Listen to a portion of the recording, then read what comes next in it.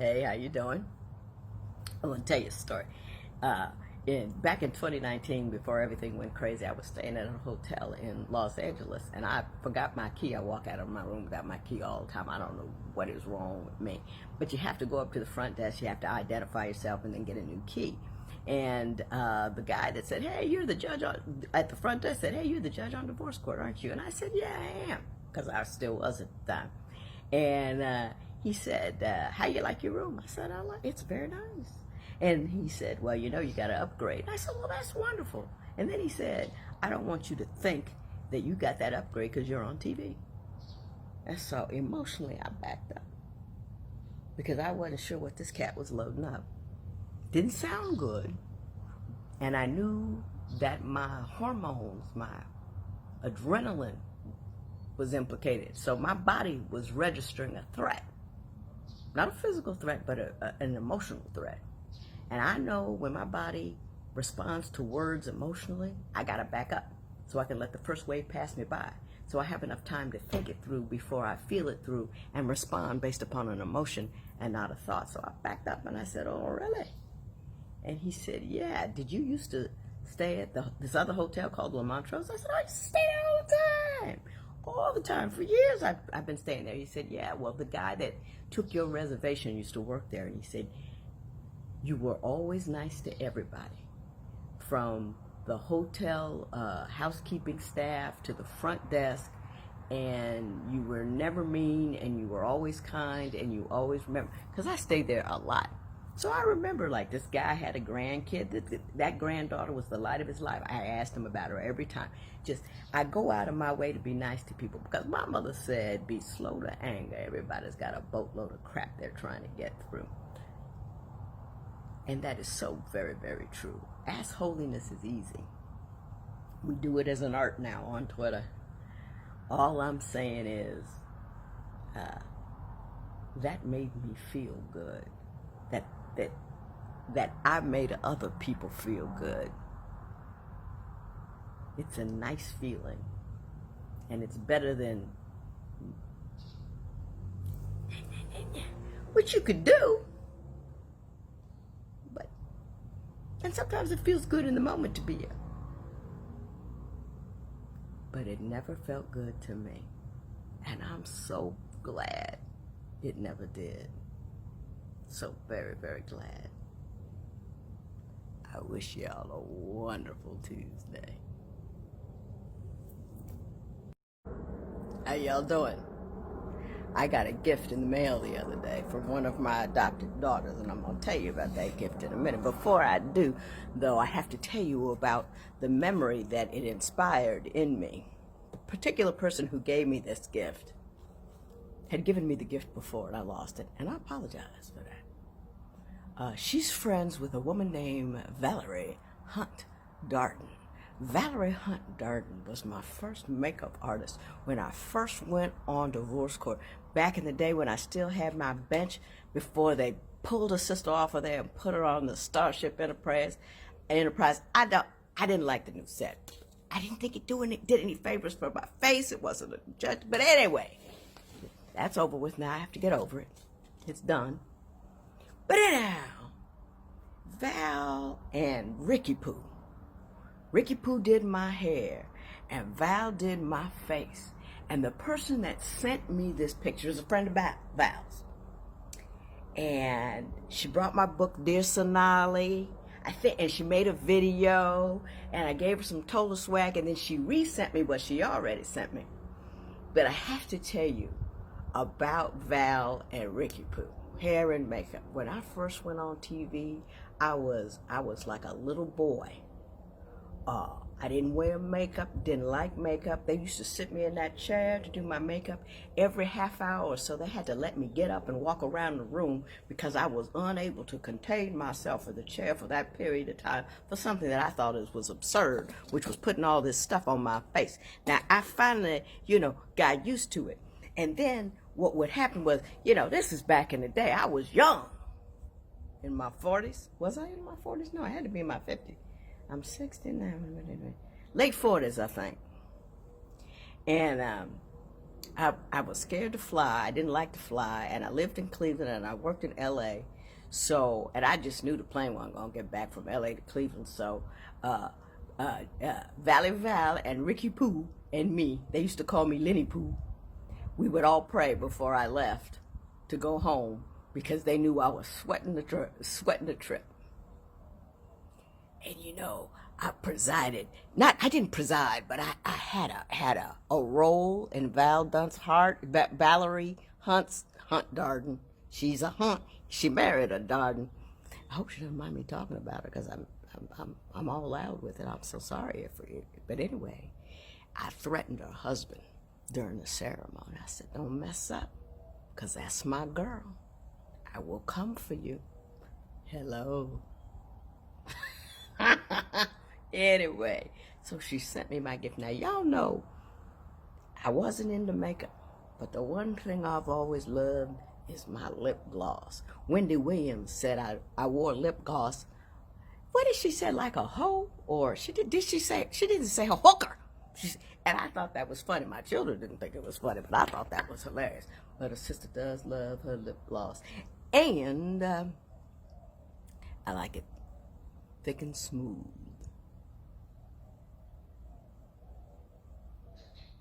That's why I was excited about my gift. My gift was called Canvas Colors. I got a lot of, I just put my favorite ones in here.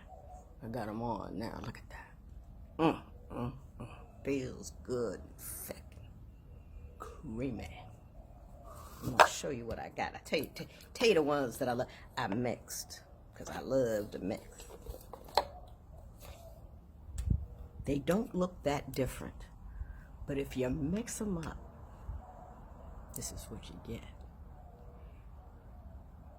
This sister owns a company, a young lady, young, very, very young, and it's called Canvas Colors. I'm gonna put it in the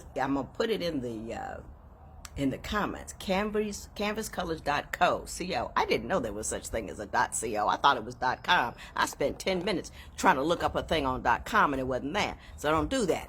Do it on .co, canvascolors.co. It's a beautiful website, and my lip gloss is popping. Popping. So thank you, Ashley. Hello, Val. Hello, Ricky Pooh. Goodbye, Starship Enterprise. Y'all have a great day. Hello, I'm about to tell you a story that happened over a quarter century ago to tell you about the attitude I'm going to take into 2020, because it's an attitude that got me where I was going. When I was 33 years old, I had 4 stepkids. I had a 10-month-old baby, and I was working at a law firm, and the law firm required a lot of heavy hours. You know, it was a lot of work, and I had the worst baby in the world. He never slept more than an hour and 45 minutes in a row. I was a raving lunatic. And then I was at a job where I was taking orders from people who I believed. Some of them were great people, but basically there was one cat that I worked for that was deep down to the depths of his gray matter dumb, and it just used to bother me. So I said, you know, somebody gave me an opportunity to run for judge. I said, I'm going to take it. And he told me, now look, you could run for judge at 33. You have no political base. No politician will endorse you, blah, blah, blah, blah, blah. But you can get your name out there so you can run the next time and win. When I told my husband, Eric, that, he said, I have never gotten into any race in my life with the intention of coming in second. So if that's what you're looking to do, don't look for me to help you. And I was like, oh, yeah, brother told me. So I went out and I worked every day, and I took my baby with me, and I walked door to door, because that was the only way I was going to beat it, because I had no large political base. The guy that came, there were 5 of us in the race. The guy that came in second was a lawyer in that community 12 years longer than I had been alive, and nobody thought I would win. At the end of the election night, I was home about 7 or like 6:30 or whatever it was, and the polls were going to close in 20 minutes, and nobody was home because everybody else was out at the polls, and I was really exhausted. I had been up for 15 hours, and I thought to myself, what would Eric do? And Eric would get out there and go to the polls. So I went and I found a poll that nobody else was manning, And 5 stragglers came in, and I talked to each and every one. I showed them the literature, and I said this, that, and the other thing. At the end of the night, we called into the election board. I had won by 1 vote. 1 vote, 1 vote. Lesson of the story is manifold. Number 1, never run to place second. I learned that one from Big E. Because that allows you not to do everything that you need to do in order to get where you want to go. That's number 1. That's number 2. Number 2 is never believe what people tell you that you can't do anything, that you can't do something. I mean, everybody told me that I couldn't do it, and I did. And the guy that I beat was just like, wow, what's happening here? Number 3, always vote. You know, everybody says, oh, my vote don't matter. Yeah, it does. Yeah, it does matter. That's why they're working so hard to keep so many people off the polls, because voting does matter. You know, a couple of people that rolled over that night and said, hey, I'm going to vote for her, it would have made all the difference. Now, it had to be recounted 3 times. I ended up winning by 6 votes. But the thing is this, even now, people tell me when I want to break out of this little box that I am in the show that I'm in, people are telling me, no. That's not like people for you. That's not for you. You know, I'm a celebrity, but I'm like an F-list celebrity. You know, Beyonce's, A-list, all that kind of stuff. I'm F-list, and I have no problem with that because I didn't intend to be on the list at all to begin with. But when you try to move out of your lane, people are always trying to tell you to get back in it. I got a bit of a pep talk. I'm going to call it a pep talk, because I ain't going to say what Eric said to me this time about well, maybe I oughtn't. He let me know in no uncertain terms that I oughta, so I'm gonna. I might not win. I might not get there. But my belief is, if you've never taken an L, then you're fighting below your appropriate weight class. That's what I say. That's what I believe. That's what I'm taking into 2020. And I think you ought to too. Y'all have a great day. Hey, how are you? I get messages from young ladies sometimes talking about, can you mentor me? I want to be able to do what you did. And I want to be fearless like you.